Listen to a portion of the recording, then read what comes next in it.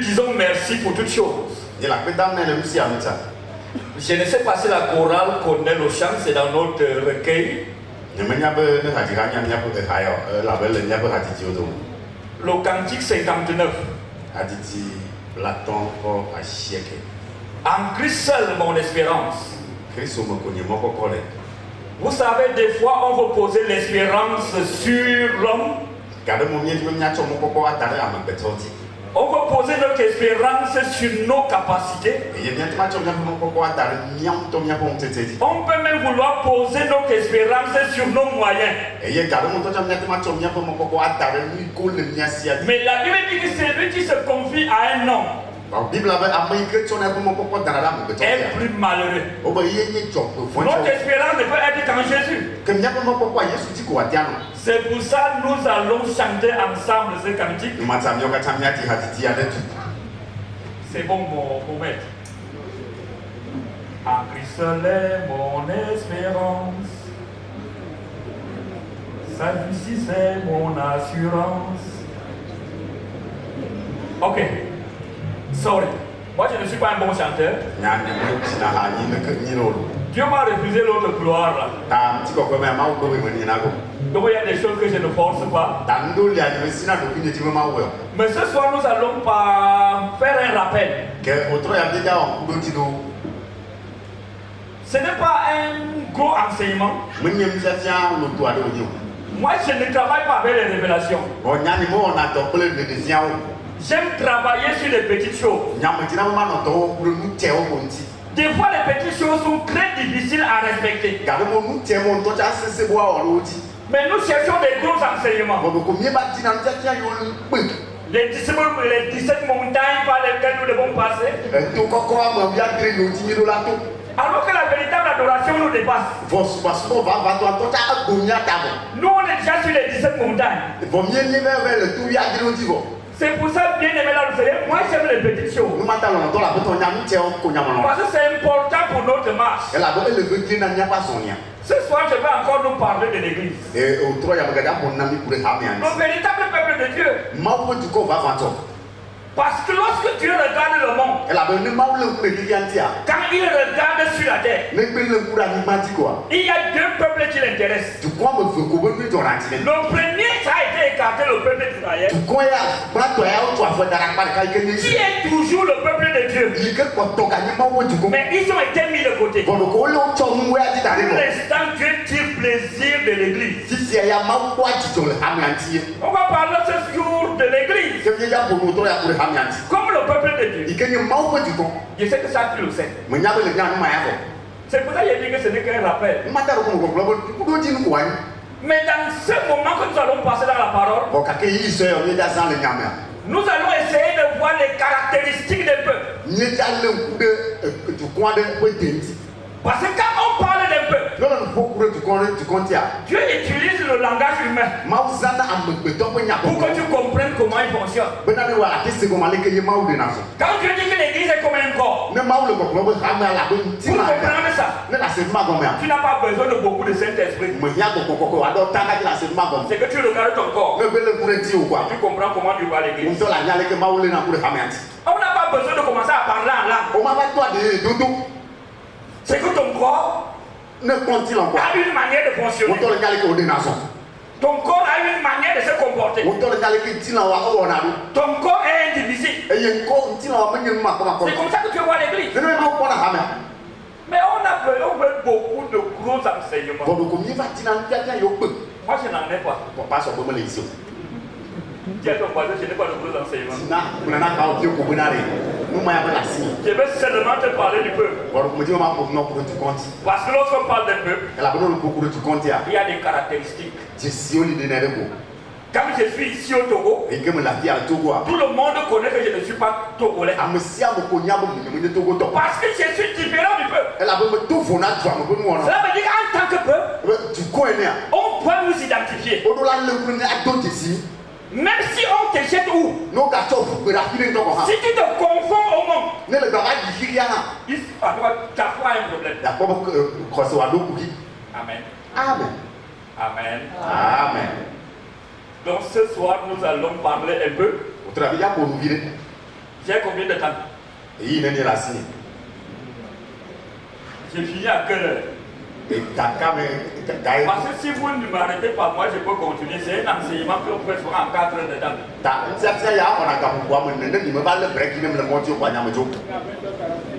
20h45.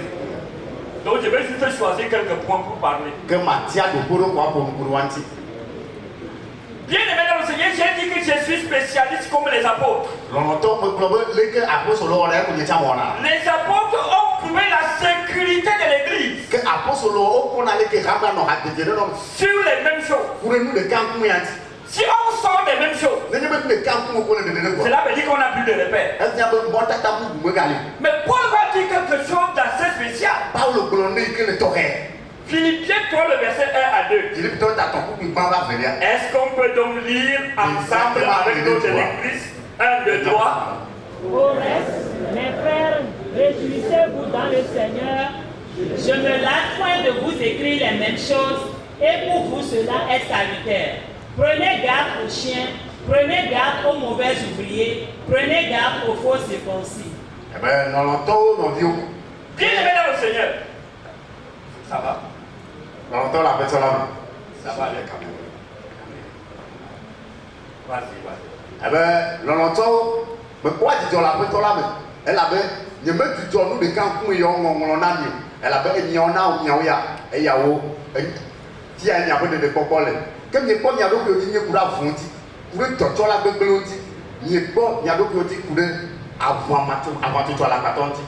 Parce que Dieu nous dit que la sécurité de notre foi,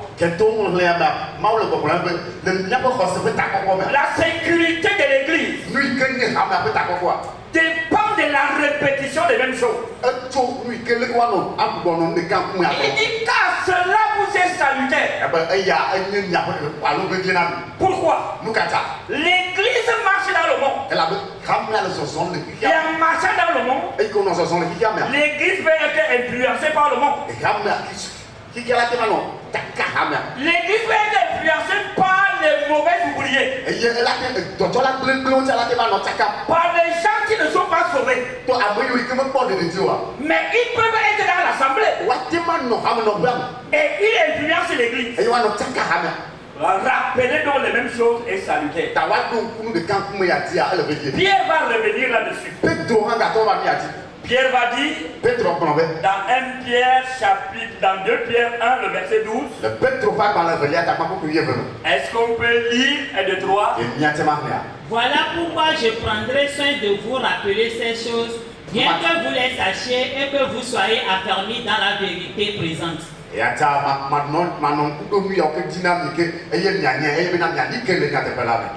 je regarde comme un devoir, aussi longtemps que je suis dans cette tente, de vous tenir en éveil par des avertissements.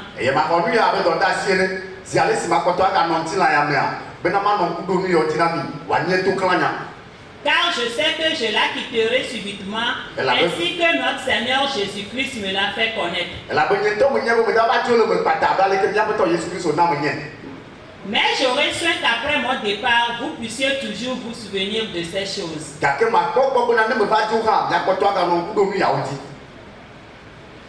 Bien aimé dans le Seigneur, Pierre dit, lui sait qu'il va mourir bientôt. Parce que Dieu lui a dit. Mais seulement il prend soin de les rappeler les choses qu'il connaît déjà. En fait, venir occulter c'est quoi? C'est que je ne pas réécouter ce que je connais déjà. L'homme le plus anormal, c'est celui qui se lasse des choses qu'il connaît. Encore la véritable adoration. Encore les 3 étapes du salut. Moi je connais ces choses. C'est normalement tu dois connaître ces choses. Parce que Pierre dit, bien que vous les sachiez, bien aimé dans le Seigneur, la foi, c'est la répétition. Plus on te répète les mêmes choses, plus ça s'établit dans ton cœur. Je prends l'exemple des catholiques. Il y a des anciens catholiques ici. Leur force, C'est dans la répétition des mêmes choses. On tourne en boucle année après année. Même si c'est le cas, le prêtre dit ça. Tu connais la réponse qu'il va donner. Et jusqu'à présent, c'est difficile de sortir dans ton cerveau comme tu es sauvé. Parce que si je me lève ici et dis que le Seigneur soit avec vous.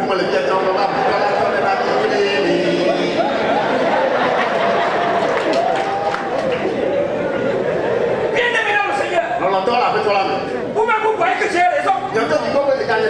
Tu es sauvé. Le Saint-Esprit est là.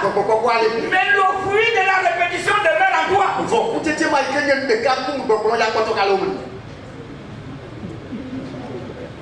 Mais là où les gens n'ont pas compris, on court à la nouveauté. On court à la créativité. Il faut qu'aujourd'hui je sorte le réma. Amen. Amen. C'est un danger. Si nous laissons les mêmes choses, on ne peut pas conduire ce peuple. Ça nous sera difficile. Paul dit, c'est là où vous êtes salutaire. Pierre dit, moi je vais déjà mourir. Après ma mort, il faut que vous vous rappeliez de ces choses. Bien aimé, nous ne sommes pas éternels. Mon papa peut mourir. Je peux mourir. Jésus peut mourir. Jésus peut mourir. On se pose la question.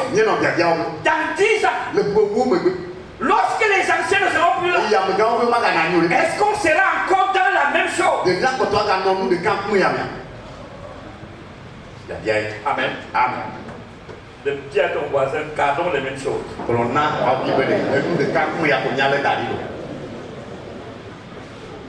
Bien aimé, nous sommes le peuple de Dieu. La Bible dit que nous sommes un peuple acquis.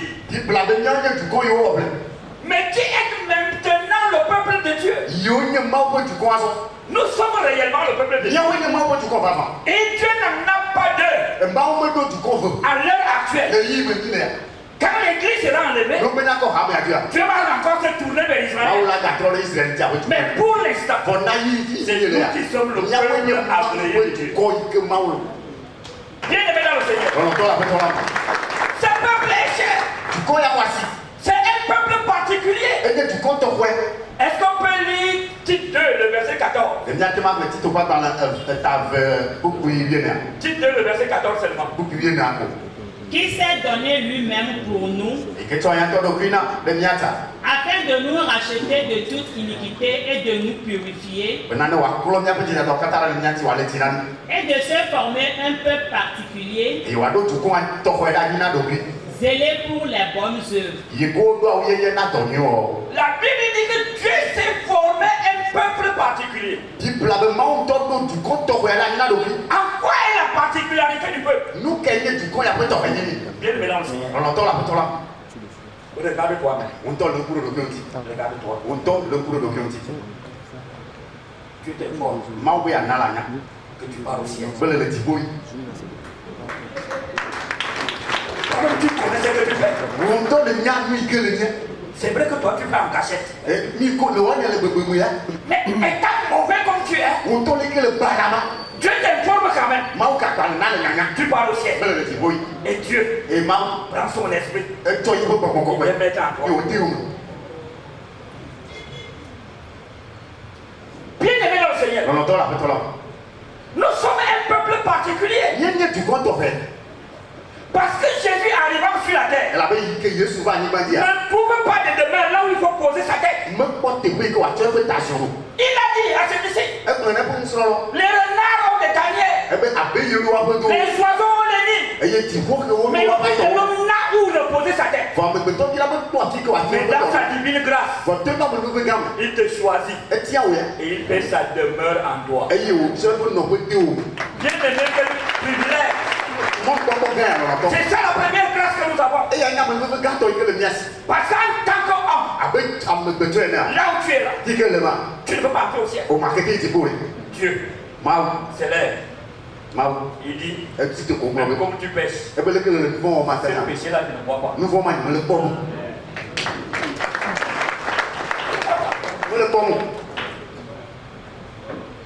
Parce que si après le salut, la présence du Saint-Esprit est conditionnée par le fait que tu ne pêches pas. Alors, sans vouloir me tromper, je suis sûr que nous disons Laura a perdu notre salut.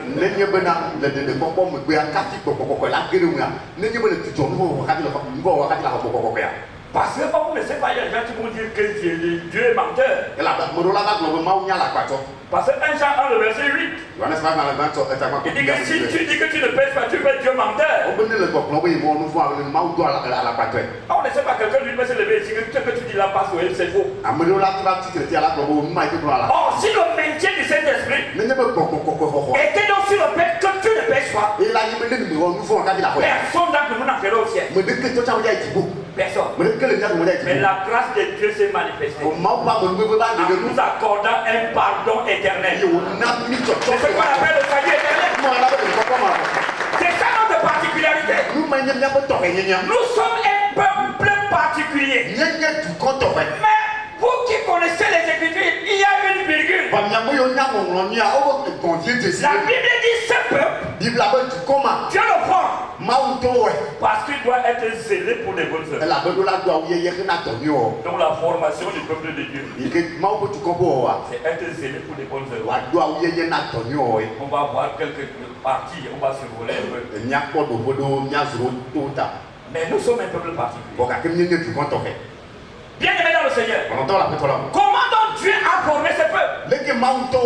C'est la première chose que chacun de nous devrait vérifier.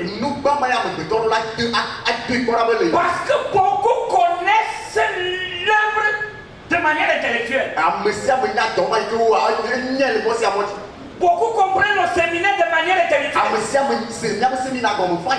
Tu lui poses toutes les questions. Il répond. Alors que l'œuvre de Dieu, oui, c'est une connaissance. Mais ce n'est pas une connaissance comme à l'école. Parce que quand on définit Jean 17:3, or la vie éternelle, c'est qu'ils te connaissent toi le seul vrai Dieu. Et c'est lui que tu as envoyé, Jésus-Christ. Toi tu as l'impression que c'est la paix de l'école. Comme je me suis assis sur le banc, j'écoute, j'entends, je comprends, je reproduis.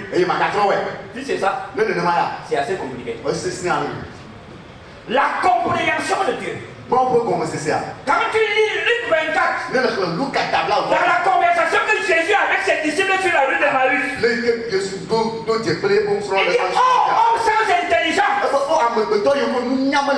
le cœur est là à comprendre. Dis à ton voisin, on comprend avec le cœur. Mais si tu me poses la question, on fait comment pour savoir qu'on a compris avec le cœur? C'est telle question. On ne répond pas. Tu viens au séminaire.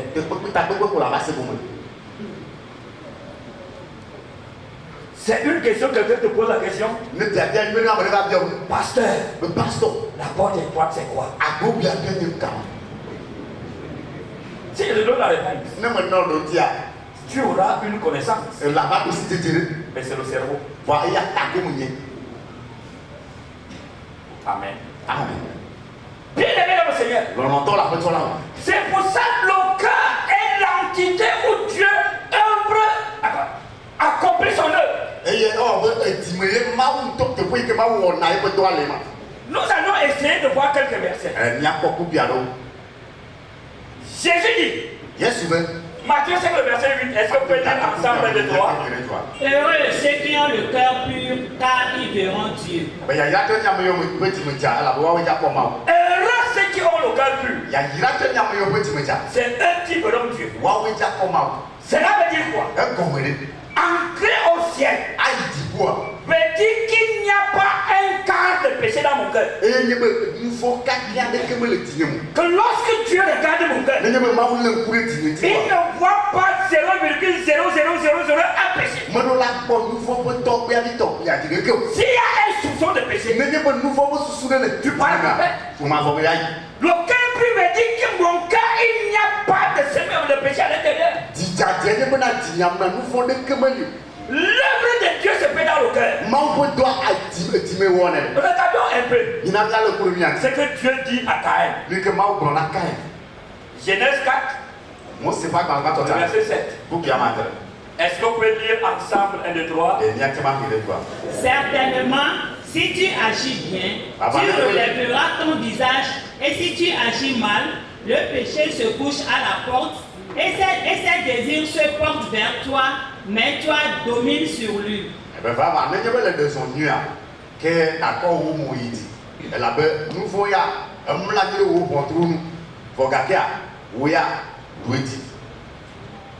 Genèse 4, verset 7. C'est Dieu qui dit à Caïn, le péché se couche devant ta porte. Mais quand tu lis, tu n'essaies pas de réfléchir que la porte c'est quoi. Est-ce que le péché est devant la maison? Bien aimé dans le Seigneur, il faut que tu comprennes là où tu as un problème. Le péché est couché devant ta porte. Mais quand nous lisons le livre d'Apocalypse, Apocalypse dit, Apocalypse quoi le verset 20? Voici, je me tiens à la porte et je frappe. Si quelqu'un attend ma voix et ouvre la porte, j'entrerai chez lui. Je souperai avec lui et lui avec moi. Jésus dit, je me tiens à la porte. Mais le péché est couché sur cette porte. Or, il est impossible que Jésus traverse une porte où il y a le péché. C'est pour ça dans le livre d'Exode, pour que le peuple sorte d'Égypte, Dieu n'a pas demandé qu'on mette le sang partout. Parce qu'il parlait de l'agneau pascal. Le sang devait être mis sur les portes de l'intérieur. Bien aimé dans le Seigneur. Le sang, ça s'applique sur mon cœur. Et le sang doit purifier mon cœur. Ce sont des images. Quand il dit le péché est couché sur ta porte, il parle du cœur. Quand il dit je me tiens à la porte, il parle du cœur. Quand il dit mettons le sang sur les portes, sur les leçons de porte, il parle du cœur. Et quand tu n'es pas revêtu par le sang de Jésus, ce cœur ne peut pas être pur. Amen. Parce que c'est le sang qui purifie notre cœur. Ça, c'est ce que tu avais dit à Israël. C'était une image. Ils ont mis le sang. Mais seulement nos cœurs sont différents. Il y a ceux qui sont un peu justes. Il y a ceux qui sont moins justes ou bien un peu pécheurs. Il y a les pires comme nous autres. Mais seulement eux tous doivent avoir le sang appliqué dans leur cœur. Si le sang est appliqué, alors tout le monde peut dire que je suis vivant. Je suis vivant. Et c'est comme ça que Dieu constitue son peuple. Il purifie notre cœur par son sang. Est-ce qu'on peut lire Hébreux 9, le verset 14? Combien plus le sang de Christ, qui par un esprit éternel s'est offert lui-même sans tâche à Dieu, purifiera-t-il votre conscience des œuvres mortes, afin que vous serviez le Dieu vivant? La conscience ici, c'est le cœur. Un Jean peut donc dire Si votre cœur ne vous condamne pas. C'est 1 Jean 3, le verset 21. Si votre cœur ne vous condamne pas, ce n'est pas le cœur qui pompe le sang, c'est la conscience. Oh, l'homme est incapable de purifier son cœur. Parce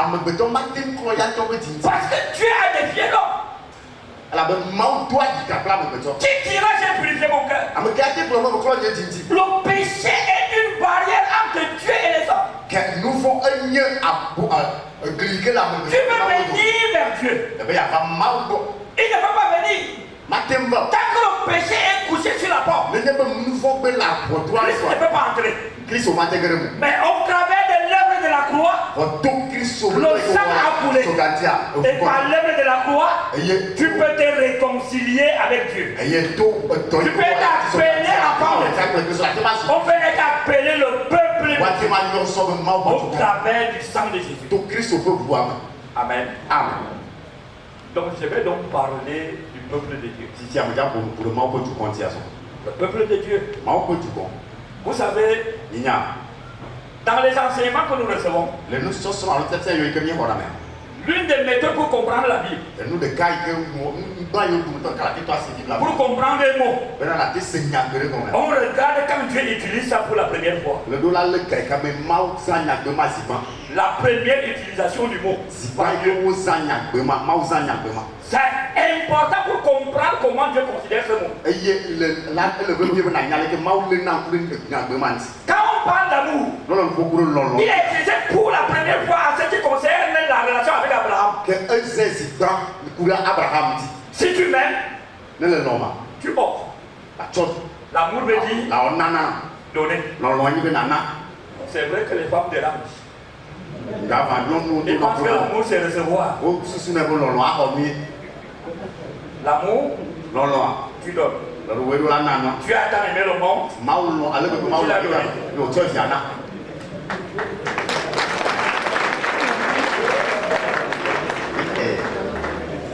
Ce n'est pas les... Je t'aime beaucoup, appelle-moi un SMS. C'est quoi? Si tu m'aimes, ce n'est pas toi tu m'aimes, mais tu as quand même de moi. Il y a donc voilà, ça ne marche pas. C'est pour ça qu'il a dit à Abraham, la preuve que je sais que tu m'aimes, offre-moi ton milieu. Donc, elle veut venir offrir. Ce n'est pas recevoir. Je suis en train de gâter la Saint-Valentin de cette année.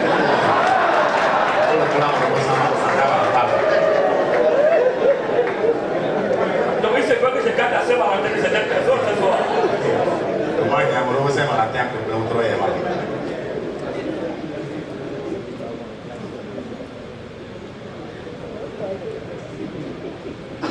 Bien aimé dans le Seigneur. On va donc comprendre pourquoi Dieu a utilisé pour la toute première fois l'expression peuple.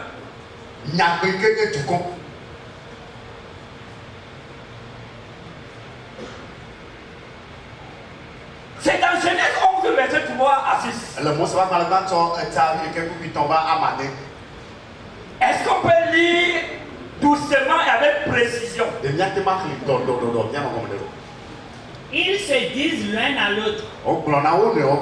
Allons, faisons des briques et cuissons-les au feu.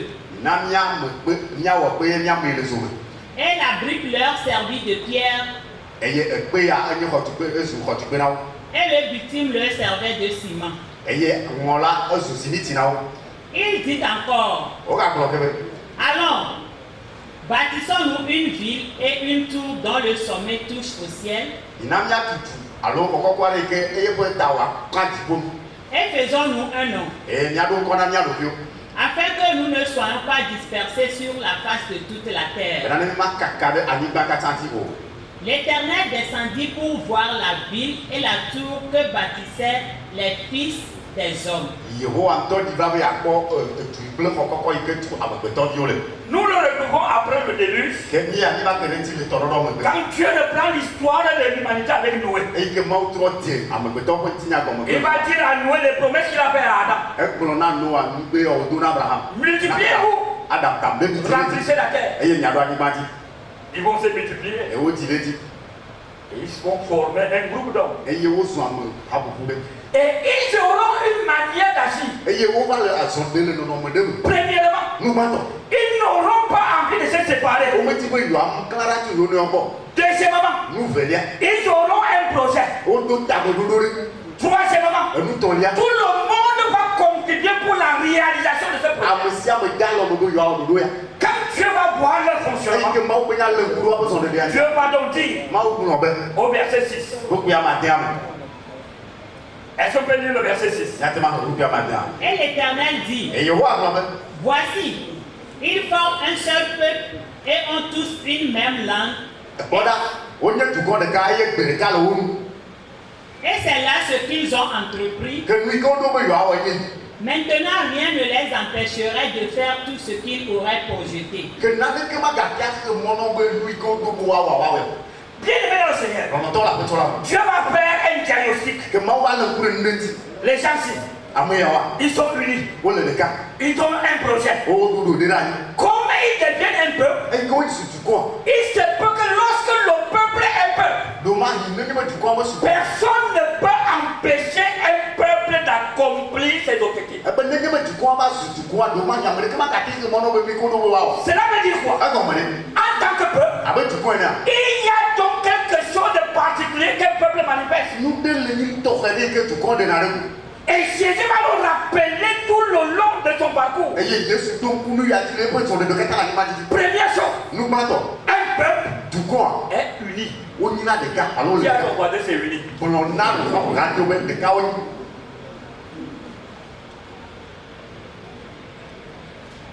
Parce que ça c'est quelque chose, quelques caractéristiques, on ne va pas tout voir. S'il faut que je vois tout ça, il me faut 4 heures de temps. Mais je vais essayer de survoler ce qui est en rouge. Ils ont le même projet. Ils ont la même langue. Ils ont une même identité alimentaire et vestimentaire. C'est de 3 choses qu'on va parler ce soir. Et pendant que tu écoutes, s'il y a des velléités ou bien des choses qui se passent, qui sont contraires à ce que le peuple doit manifester, tu dois corriger ta foi. Amen. Bien aimé dans le Seigneur. Mais Dieu va dire une chose.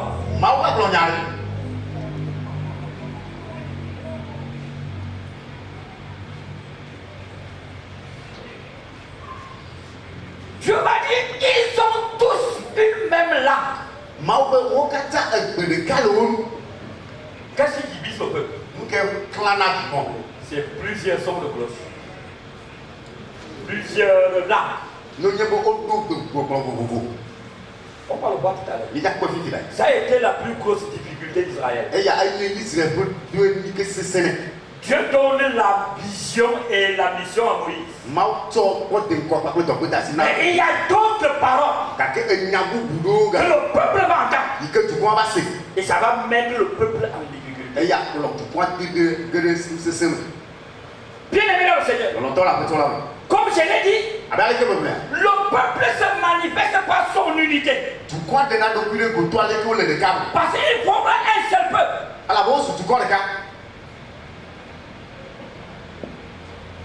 Rappelons un peu sur la prière de Jésus. Je ne vais pas étudier tout Jean 17. Mais Jésus a dit des choses capitales. Que si tu es chrétien et que le contraire se manifeste en toi, pour les grands frères, il dit que c'est obligatoire pour tout sauver.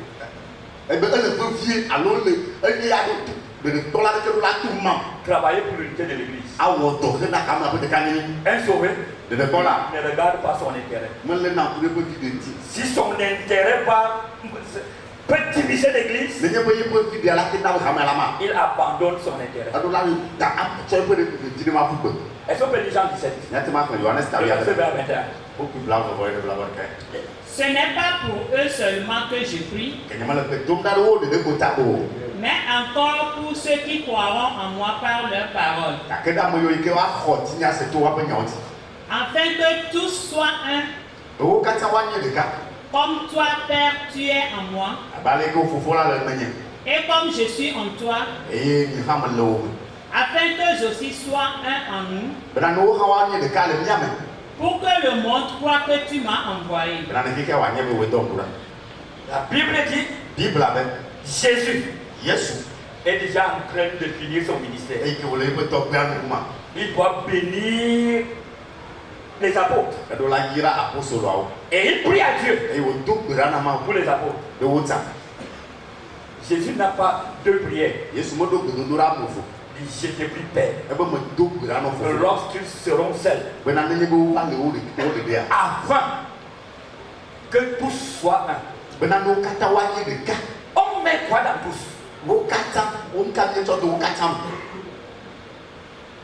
Qu'est-ce qu'on met dans tous? C'est que tous ceux qui ont la même foi, si sont tous ceux qui ont reçu le même évangile, c'est pour eux que Jésus prie. Qui est ton voisin? L'unité. Quelqu'un qui ne bâtit pas pour l'unité ne travaille pas pour Dieu. Jésus prie. Le monde, dans la première acte d'évangélisation, c'est notre unité. C'est ce qu'il a dit.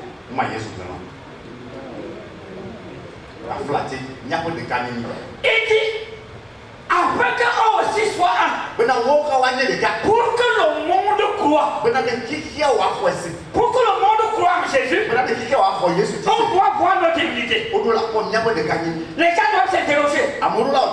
Les Blancs viennent chercher même quoi au Togo, les Blancs cherchent au Corée, il y a même quoi? Les Ghanéens viennent faire quoi ici? Les Ivoiriens viennent faire quoi? Ils n'ont pas les mêmes parents, mais ils voient leur unité. Il dit, c'est à ce moment-là que la porte de l'évangile peut s'ouvrir dans le monde. Bien aimé dans le Seigneur, quand on parle d'unité, on ne parle pas d'unité seulement entre nations. On ne parle pas seulement d'unité entre assemblées. On parle d'unité même au milieu des frères. Quand les femmes sont ensemble, Dieu va voir l'unité. Quand les hommes se réunissent, quand les pasteurs se réunissent, afin que tout soit un. Partout où je me trouve, je dois travailler pour l'unité. Bien aimé dans le Seigneur, j'ai dit, moi je rentre l'année. Si tu comprends cette recommandation de Jésus, c'est pas Thomas qui te le demande, mais c'est Jésus qui nous met au défi. Que notre foi sera manifeste lorsque nous avons manifesté l'unité.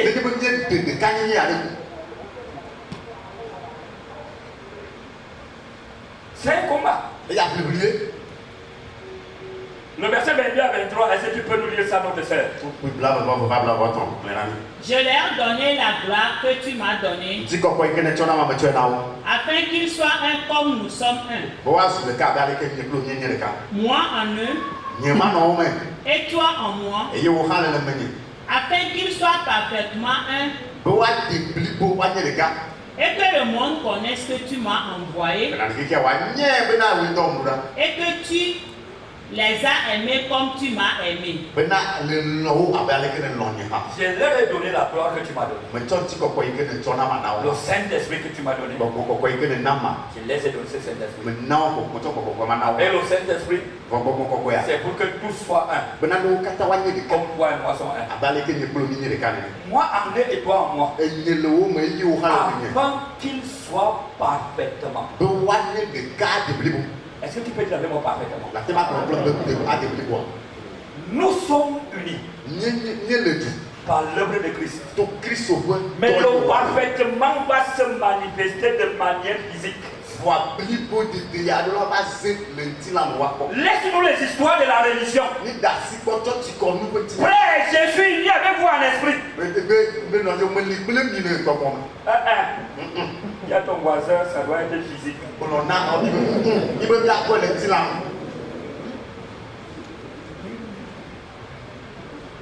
Afin qu'il soit parfaitement un. Vous savez, la religion a une force. Que si nous ne faisons pas attention, la religion va nous rattraper. Qu'est-ce qu'un homme religieux? S'il n'est pas lavé de vin de la religion, il n'est pas lavé, il n'est pas purifié du vin de la religion. Il te dit, frère, allez au séminaire. Les frères se réunissent ici à Bédi. Lui ou bien elle. Elle va me marcher. Elle dit, frère, prêchez. Je suis avec vous en esprit. Quelqu'un va la tomate. Il est en train de vendre la tomate. Il est en train de faire la soudure comme Jean-Claude. Il est en train de faire des portes comme Jean-Claude. Mais les frères sont au QG. Quand on l'appelle frère, tu es où? Je suis avec vous en esprit. Quel esprit? Tu es dans la chair. Vendre la tomate est une activité charnelle.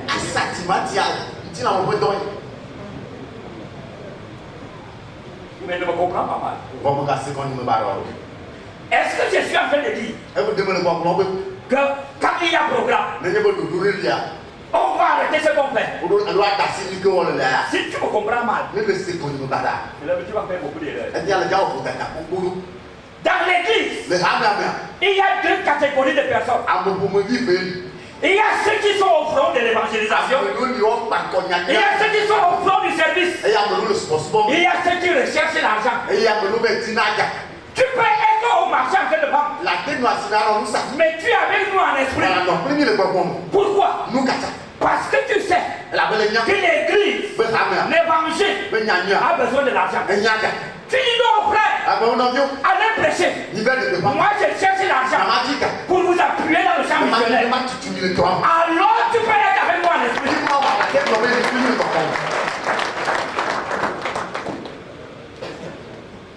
Ce n'est pas que toi tu finis de vendre. Tu achètes les mèches. Tu payes ta maison. Tu achètes tes chaussures. Tu manges le maquero. Et tu es avec nous à l'esprit.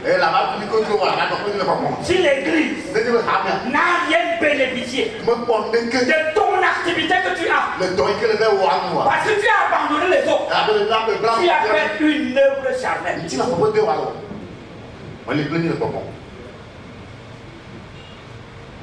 Frère, moi je suis allé-y, moi je prie pour vous. Donc pour toi c'est la prière. Là seulement son ministère c'est la prière. Dis à ton voisin que tu vois présent. Si tu n'es pas présent, envoie-nous l'argent.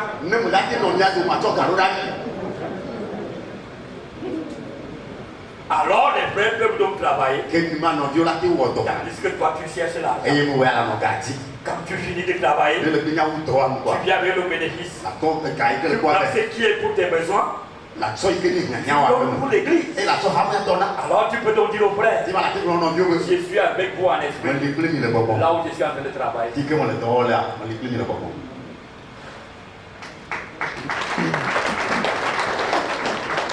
Bien aimé dans le Seigneur, nous sommes un. Jésus m'a dit, je ne suis plus dans le monde. Ils sont dans le monde. Je vais à toi, Père Saint. Garde en ton nom ce que tu m'as donné, afin que soit un comme nous. C'est capital. C'est le fondement de la vie chrétienne. Ça se manifeste quand tu viens d'être sauvé. Quand tu viens de réaliser son salut, tu sautes dans le cou de tout le monde. Je suis sauvé. Tu aimes tout le monde. Tu embrasses tout le monde. Après ça, il y a un mur de séparation que tu contrôles.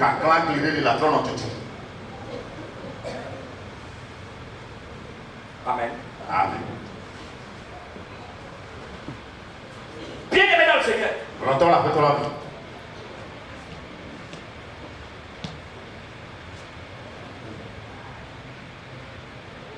Corinthiens 12, le verset 12, disons ensemble de 3. Car comme le corps est un et a plusieurs membres, et comme tous les membres du corps, malgré leur nombre, ne forment qu'un seul corps, ainsi en est-il de Christ. La Bible dit le corps a plusieurs membres. Chacun pour sa part est un membre du corps. Or, le corps a quelque chose qui est capital. C'est que le corps est uni. Je ne sais pas par quelle marche tu peux te lever un matin. Tu trouves ton bras. Le bras t'informe. À partir d'aujourd'hui, je ne fais plus partie de ton corps. Pour que le bras se sépare de ton corps, c'est un accident grave. Quelqu'un qui se sépare, il est accidenté. On doit le récupérer pour l'amener à l'hôpital.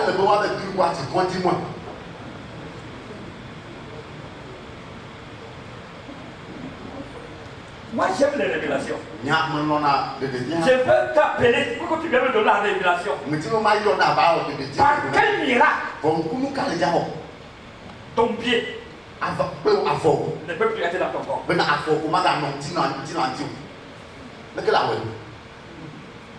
Si ça arrive, soit c'est un membre malade, un membre qui a atteint le cancer, et on l'ampute. Or si on l'ampute, cela veut dire qu'il n'a pas de salut. Maman, tu veux savoir?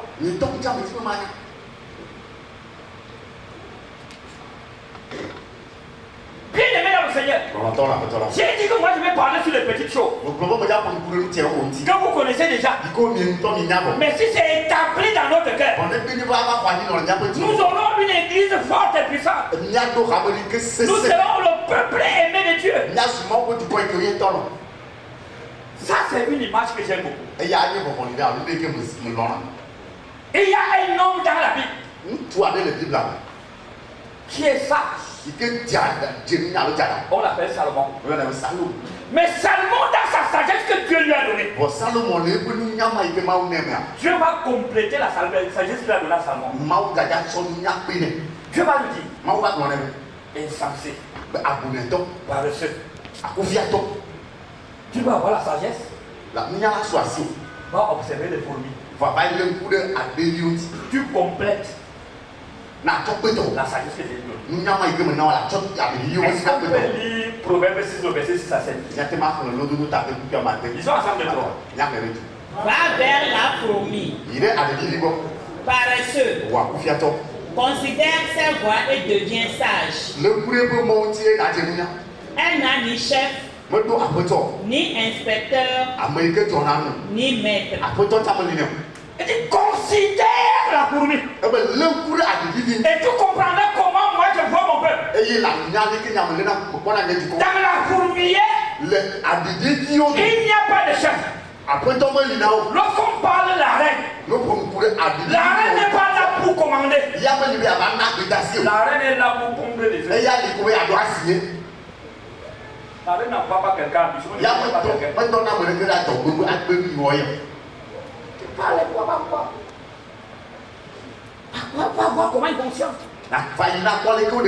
Ils n'ont ni chef, ni maître. Mais seulement ils accomplissent ce qu'ils sont appelés à faire. De manière ordonnée. Bien aimé dans le Seigneur, l'église doit être comme le mille pattes. Elle doit être comme le mille pattes. Le mille pattes, quand tu le stoppes, il s'arrête. Mais quand tu quittes, tu peux voir le pied qui démarre. Tout se met en commun. Tu as ton voisin. Considère ces lois. Je n'ai pas envie d'entrer à l'intérieur dans tout ce qui est là-bas. Moi, je voulais te parler de la fourmilière en ta quantité physique. Parce que si tu peux entrer dans les images, j'ai dit que je n'aime pas les choses compliquées. Parce que la caractéristique de la reine,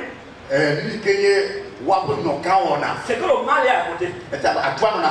Quand le mal féconde la reine, le mal meurt. Oh, c'est l'image de Jésus et de l'église. Jésus a déjà donné la grossesse à l'église. Et Jésus est mort. Alors, nous qui sommes la reine, on doit féconder, on doit procréer. Mais seulement, regardons un peu ceci. Comment travaille la fourmi? Bien aimé, ça c'est la manifestation de l'unité. La fourmi arrive à porter des charges plus lourdes qu'elle. Pourquoi? C'est la force de l'unité. Cette branche doit arriver à la fourmilière. Mais une seule fourmi ne peut pas soulever, ne peut pas bouger. Mais pour bouger cette branche, ils se mettent ensemble. Oh, cette branche est l'image de l'œuvre que Dieu veut faire en Afrique. Et la fourmi représente chaque pays en Afrique. Et l'ensemble des pays, mis ensemble, peuvent soulever l'œuvre de Dieu.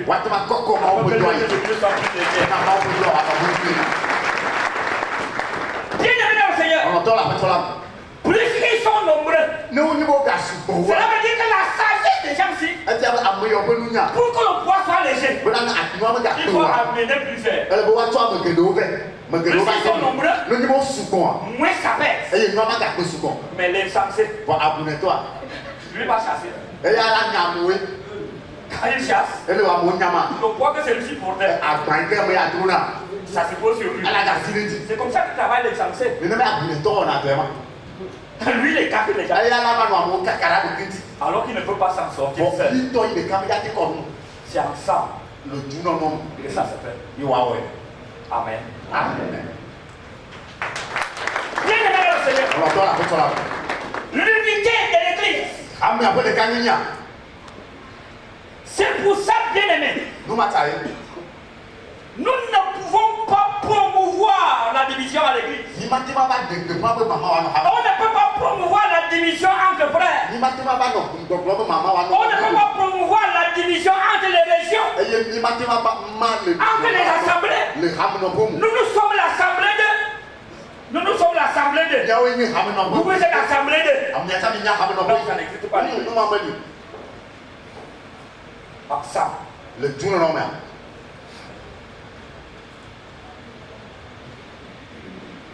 Est-ce que vous pouvez lire 1 Corinthiens 3, le verset 1 à 4? Pour moi, frère, ce n'est pas comme à des hommes spirituels que j'ai pu vous parler, mais comme à des hommes charnels, comme à des enfants en Christ. En effet, puisqu'il y a parmi vous de la jalousie et des disputes, n'êtes-vous pas charnel et ne marchez-vous pas selon l'homme? Quand l'un dit, moi je suis de Paul, et un autre, moi d'Apollos, n'êtes-vous pas des hommes? Et vous savez, quand Dieu dit que vous êtes des hommes, vous travaillez contre moi.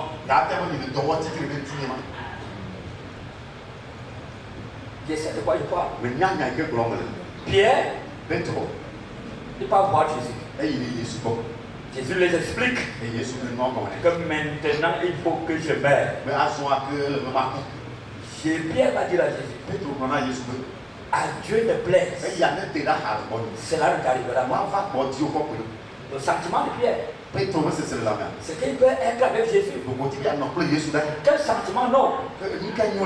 Mais c'est contre la volonté de Dieu. Dieu va dire, Jésus va dire à Pierre, arrière de moi Satan. Pourquoi il appelle Pierre Satan? Il va expliquer. Parce que ta pensée est la pensée des hommes. Quand Paul dit, n'êtes-vous pas des hommes? On travaille contre la volonté. C'est là que l'on dit quoi? Quand les gens commencent à choisir les personnes, moi j'aime tel, moi je suis pour. Paul a dit que là vous êtes charnel. Ça n'a rien de spirituel. Pourquoi? Bien aimé dans le Seigneur, la chose la plus terrible que Jésus a fait, c'est que Jésus a brisé les barrières. Quand il arrive dans le monde fonctionne en clan. Il y a les Grecs d'un côté, il y a les Grecs d'un côté, il y a les Juifs. Il y a les circoncis, il y a les barbares. Le monde est divisé. Mais quand Jésus arrive, Jésus abat les murs de séparation. La Bible dit donc, Colossiens 3, le verset 11. Est-ce qu'on peut dire ensemble 1, 2, 3?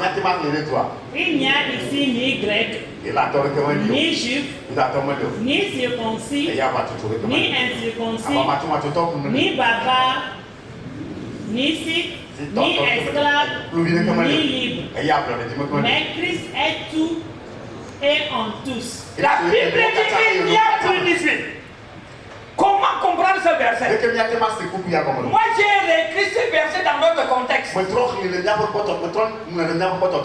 verset que Paul nous enseigne, Colossiens 3:11.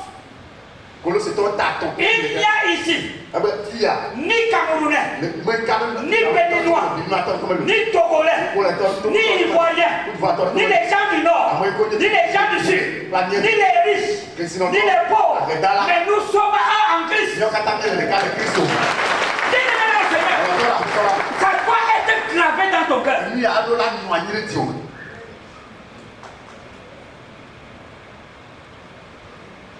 Parce que des fois, tu entends, c'est Camerounais-ci,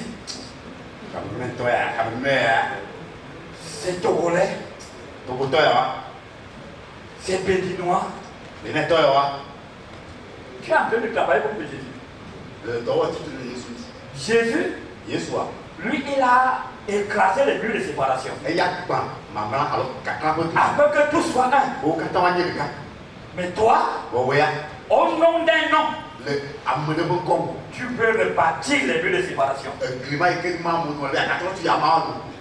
Bien aimé dans le Seigneur, quand Jésus regarde l'église, il ne nous reconnaît pas par nos nationalités. Parce que nous n'avons qu'une seule nationalité. Nous sommes citoyens célestes. Nous sommes citoyens célestes. C'est la seule nationalité que Jésus reconnaît sur la terre.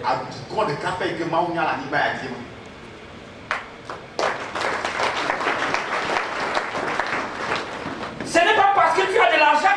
Mon appelle le groupe des gens qui ont l'argent. Tu as rebâti le mur. C'est pour ça bien aimé au Seigneur. Les gens arrivent, les anges glorifient le nom de Christ. Les âmes glorifient le Christ, les âmes. Parce que Jésus a fait quelque chose que le monde ne peut pas faire. Quelqu'un est millionnaire. Il fait comment pour s'asseoir à côté de quelqu'un qui conduit le Zématia? Mais quand il est sauvé, il arrive à l'église. Les deux s'embrassent, ils s'appellent frère. Mais s'il était dans le monde, il n'allait pas être au même endroit. Bien aimé, ça célèbre l'église. Et quand les anges voient ça à l'église, ils acclament l'œuvre de Jésus. Frère, ne rebâtissons plus les murs. Les murs, Jésus les a vaincus. Les murs sont tombés. Ne reconstruisons plus les murs. Ça, c'est la société. Ça peut être sociétal. Ça peut être l'héritage de la colonisation. Ça peut être l'héritage de l'histoire. Mais nous, on est au-dessus de l'histoire. On est au-dessus de la colonisation. Sortons de ces blocages.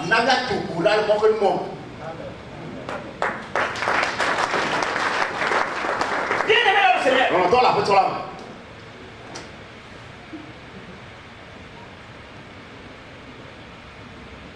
Mon temps est déjà presque fini. L'une des deuxièmes choses qu'on va voir, en dehors de l'unité, nous avons le facteur langage, le facteur de langue.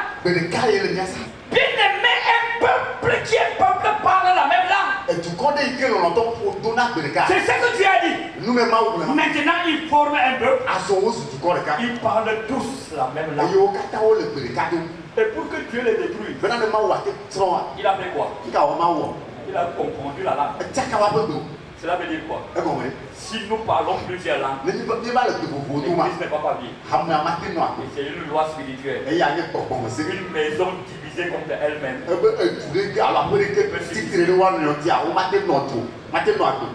Ça ne peut subsister.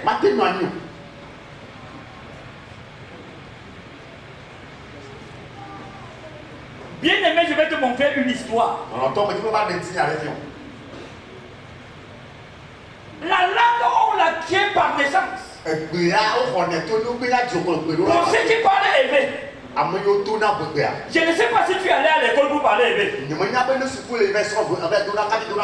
C'est que tu es né dans une maison. Dans cette maison, on parle élevé. Comme tu as commencé par parler élevé, c'est par naissance. Là où moi je suis là, comme je ne suis pas du Togo, même les noms me dépassent. Vous l'avez vu dernièrement, vous prononcez Ayaovi. J'ai bagarré. Ma langue ne faisait que glisser. Lorsque les experts sont venus, par naissance, ils prononcent facilement. Bien aimé dans le Seigneur, nous sommes sauvés. Nous sommes le peuple de Dieu. Et il y a une langue qui nous caractérise. Ça, c'est une histoire que nous connaissons. L'histoire de Siboleth. Les Galadites font la guerre aux Éphraimites. Les Galadites vont gagner la guerre. Ils vont se placer sur les bons. Ils vont donc commencer à faire l'autopsie. Quand tu passes, tu dis non, je suis Galadite. Il n'accepte pas. Il dit, prononce Siboleth. Et la Bible dit, les Éphraimites étaient incapables. Parce que cette prononciation était par naissance. Si tu es né, tu dois parler le même langage que tout le monde. Je voudrais, ça c'est une histoire que j'aime beaucoup. Mais c'est une histoire qui me fait peur. Moïse et Aaron, ils sont aux portes de Canaan. Mais avant d'entrer en ville, ils vont envoyer Josué et Caleb, accompagnés d'autres missionnaires, aller explorer la ville. Qu'est-ce qui va créer le problème? C'est que quand on va faire le compte rendu, il y aura deux langages. C'est ça qui va trouver le peuple. La Bible dit. Est-ce qu'on peut lire Nombre 13, le verset 15 le verset 25 à 27? Il fut de retour de l'exploration du pays au bout de 40 jours.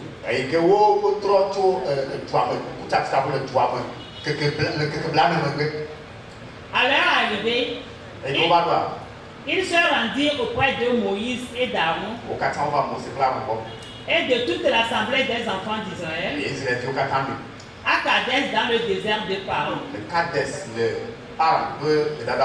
Ils leur firent un rapport ainsi qu'à toute l'assemblée et leur montrèrent les fruits du pays. Voici ce qu'ils racontèrent à Moïse. Nous sommes allés dans le pays où tu nous as envoyés. À la vérité, c'est un pays où coule le lait et le miel. Et en voici les fruits. Rapport bref.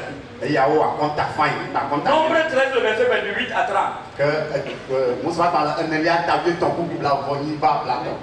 Mais le peuple qui habite ce pays est puissant. Les villes sont fortifiées, très grandes. Nous y avons vu des enfants d'Anak. Les Amalécites habitent la contrée du Midi. Les Étiens, les Jébusiens et les Amoréens habitent la montagne.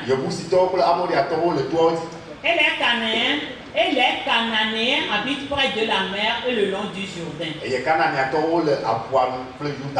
Jusque-là, il n'y a pas de problème. Le problème va donc se poser lors de l'accomplissement de ce que Dieu les a demandé. Caleb va donc dire, le verset 30. Caleb fit taire le peuple qui murmurait contre Moïse. Il dit, montons, emparons-nous du pays. Nous y serons vainqueurs. Qui les a fait cette promesse? C'est Dieu. Mais voici donc une parole que Caleb dit. Ça, c'est un langage. Il y aura donc un langage contraire. Le verset 31 à 32. Même jusqu'à 33. Mais les hommes qui étaient allés avec lui dirent, nous ne pouvons pas monter contre ce peuple car il est plus fort que nous. Et ils décrièrent devant les enfants d'Israël le pays qu'ils avaient exploré. Ils dirent, le pays que nous avons parcouru pour l'explorer est un pays qui dévore ses habitants. Tout ce que nous y avons vu sont des hommes d'une haute taille. Et nous y avons vu les géants, afin d'Anak, de la race des géants. Nous étions à nos yeux et aux leurs comme des sauterelles. C'est ce deuxième langage qui va créer le problème. Parce que si Caleb parlait et eux ils ne parlaient pas, le peuple allait avancer. Mais comme ils ont apporté un langage contraire, bien aimé dans le Seigneur, l'unité du langage est capitale. Avoir la capacité de s'accorder, de dire la même chose au peuple. Parce que c'est ça qui va couvrir le peuple. La Bible dit, est-ce qu'on peut lire le verset, Nombre 14, le verset 1 à 4? Toute l'assemblée éleva la voix et poussa des cris. Et le peuple pleura pendant la nuit. Tous les enfants d'Israël murmuraient contre Moïse et Aaron. Et toute l'assemblée leur dit, que ne sommes-nous morts dans le pays d'Égypte? Ou que ne sommes-nous morts dans ce désert? Pourquoi l'Éternel nous fait devrait-il aller dans ce pays où nous tomberons par l'épée, où nos femmes et nos petits-enfants deviendront une proie? Ne vaut-il pas mieux pour nous retourner en Égypte? Et ils se dirent l'un à l'autre, nommons un chef et retournons en Égypte. Bien aimé dans le Seigneur, c'est assez capital. Dieu l'engage, met le peuple dans la confusion. Ça crée les murmures, ça crée les divisions, ça fait en sorte que les gens n'aient plus confiance en leur leader. C'est pas pour rien que Paul nous recommande. On doit avoir le même langage. Parce que si la gloire de Dieu n'apparaissait pas sur la tente d'assignation, on allait lapider Moïse. C'est la gloire de Dieu qui apparaît. Tu vas mettre fin au dispute. Quand tu vas lire l'histoire, mais bien aimé le Seigneur, nous n'avons pas besoin d'avoir plusieurs langages. Si je ne comprends pas, je demande, je m'accorde. Je ne peux pas sortir avec un autre langage. C'est pas bon. Paul va dire, 1 Corinthiens 1, le verset 10. Je vous exhorte, frères, par le nom de notre Seigneur Jésus-Christ, à tenir tous un même langage et à ne point avoir de division parmi vous, mais à être parfaitement unis dans un même esprit et dans un même sentiment.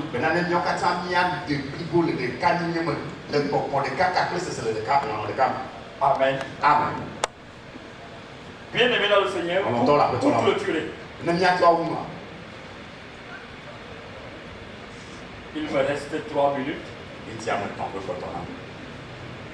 Je nous parle de quoi?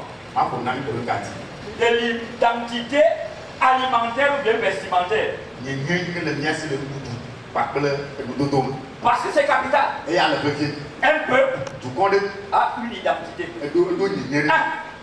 alimentaire. Moi, je suis tombé amoureux d'un témoin. C'est un but que je ne connais pas au Cameroun. Je ne connais pas ça au Cameroun.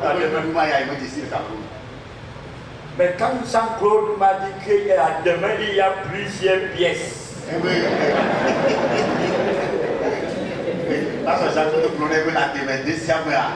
J'ai dit Jean-Claude, les pièces.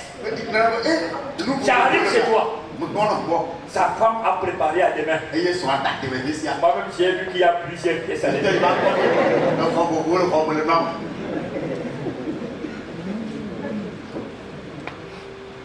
Bien aimé dans le Seigneur.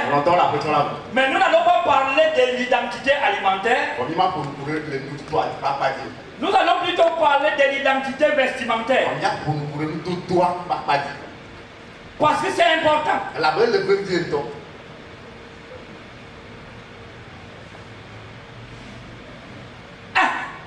Un peuple se caractérise par la manière de s'habiller. La manière que les Camerounais cousent les boubous. C'est pas comme ça que les Togolais cousent. Il y a des particularités. Un peuple a un vêtement. Je ne veux pas m'étendre sur tous les vêtements. Le premier vêtement que nous avons, c'est le salut. On révèle Christ. Vous tous y avez été baptisés en Christ. Vous avez revêtu Christ. Mais seulement, après avoir revêtu Christ, il y a un autre vêtement que nous devons avoir. Bien aimé dans le Seigneur, vous connaissez l'histoire de la femme à la perte de sang. Cette femme, la Bible dit qu'elle avait souffert entre les mains de plusieurs médecins. Elle avait tout dépensé. Mais elle va être guérie. Si elle conservait le même vêtement, guérie, mais tout le monde a encore allé la pousser comme femme à la perte de ça.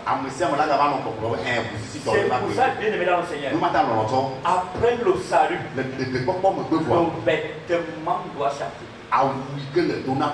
Pourquoi?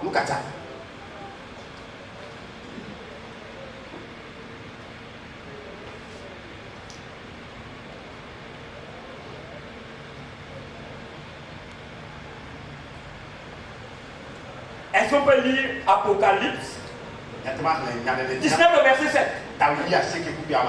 Réjouissons-nous. Réjouissons-nous. Exultons d'allégresse et apportons-lui notre hommage. Voici bientôt les noces de l'agneau. Son épouse se tient toute prête. Elle s'est faite belle. Le verset 8. Elle a reçu une robe de fine toile d'une blancheur éclatante. Elle va recevoir bien là-dessus. Donc lorsque tu es sauvé, Jésus comme épouse te revêt d'une robe blanche. Mais seulement cette robe, cela s'entretient par les bonnes œuvres. C'est pour ça que Jésus dit, je me suis fait un peuple acquis pour les bonnes œuvres. Est-ce qu'on peut lire la suite du verset 8? Cette robe représente la conduite irréprochable de ceux qui appartiennent à Dieu et les bonnes actions qu'ils ont accomplies.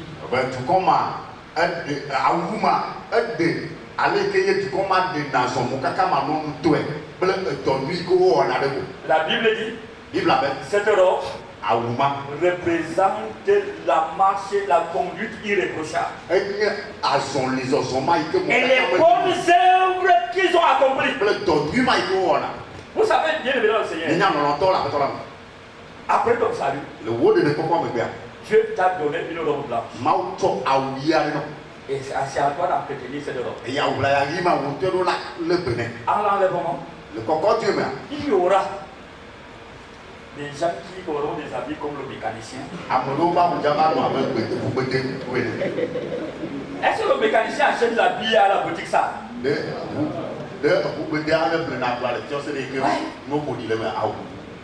Le mécanicien n'est jamais allé à la boutique pour acheter un habit ça. C'est que quand il achète l'habit, il répète ses propres. Mais plus il marche, l'huile, ça devient de plus en plus ça. Or, l'huile qui salit notre vêtement, ce sont les péchés que tu commets. Bien aimé dans le Seigneur, nous aurons tous un corps glorieux.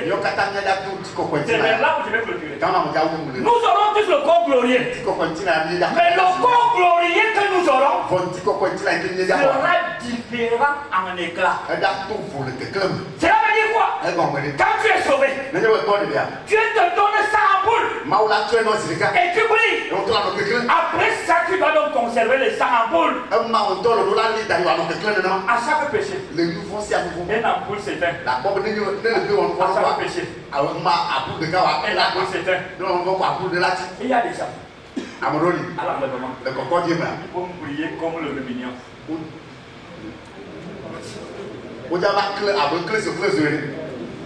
Lisons le verset. Ça, c'est mon avant-dernier verset. 1 Corinthiens 15, verset 41. Autre est l'éclat du soleil. Autre l'éclat de la lune. Et autre l'éclat des étoiles. Même une étoile diffère en éclat d'une autre étoile. Ça, c'est un mystère que Paul parle. Et puis, or est l'éclat du soleil. Le soleil, c'est l'image de Jésus. Qui est le soleil devant? Et tout ce qui brille dans l'univers tire sa lumière du soleil. L'église, les chrétiens, tire leur lumière de Jésus. Et dit, oh, et l'éclat de la lune. La lune est l'image de l'église.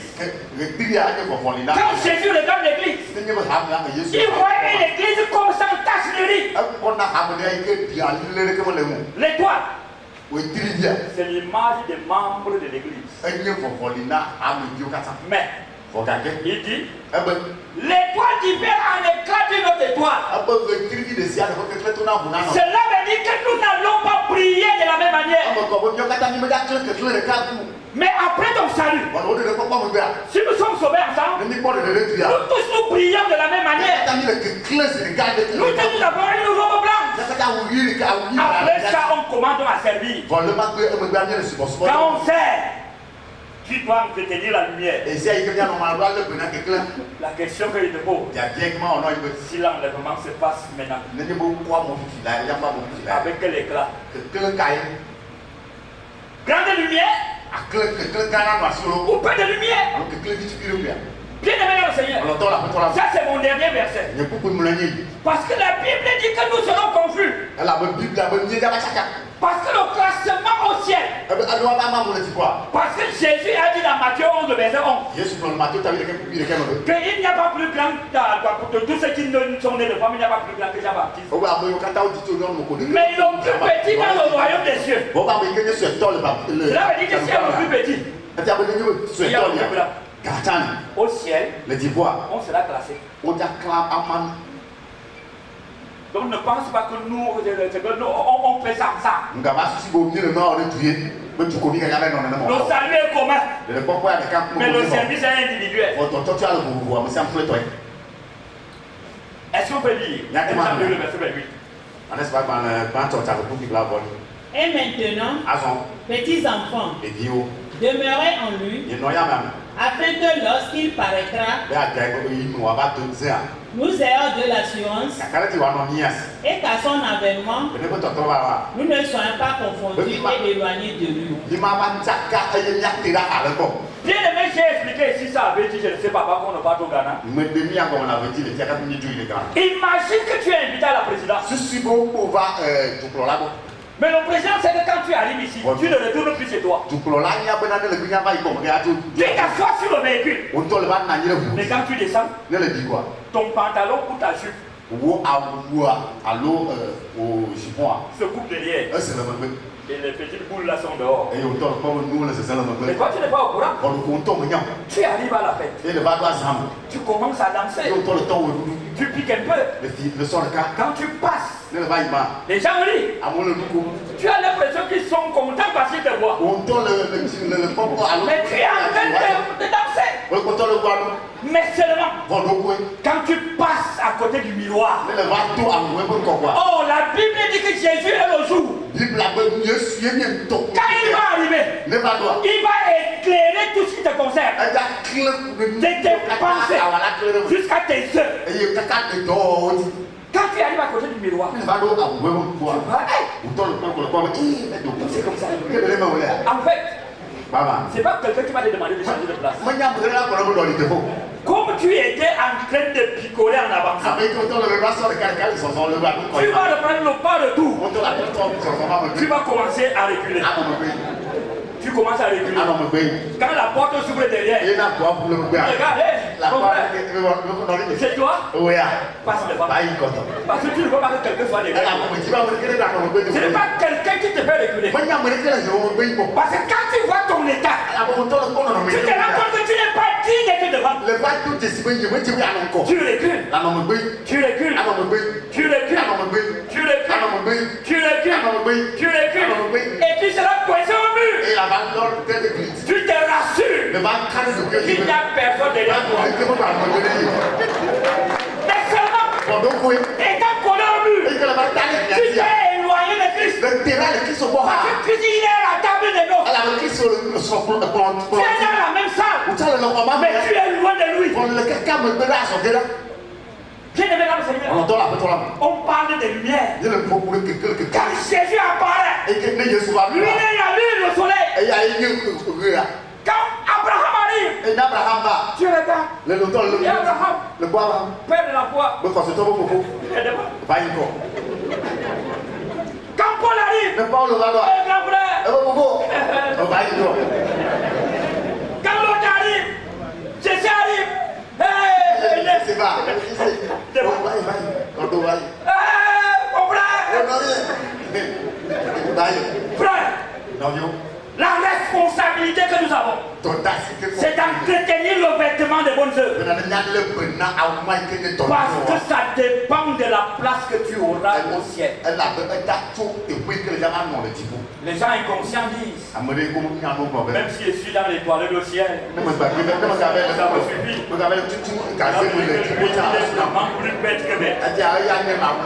Tout le monde sur la terre peut avoir un profil de carrière. Si je travaille aux toilettes, je vais sortir des toilettes pour travailler là où c'est meilleur. Si un sauveur lui là pour ambition, même si je suis aux toilettes au ciel, que Dieu nous fasse grâce, mes frères.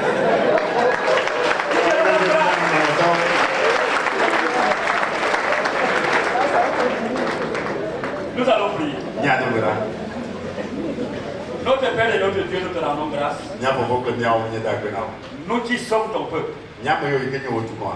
Donne-nous la grâce, oh notre Dieu, de te servir en tant que peuple. De servir dans l'unité.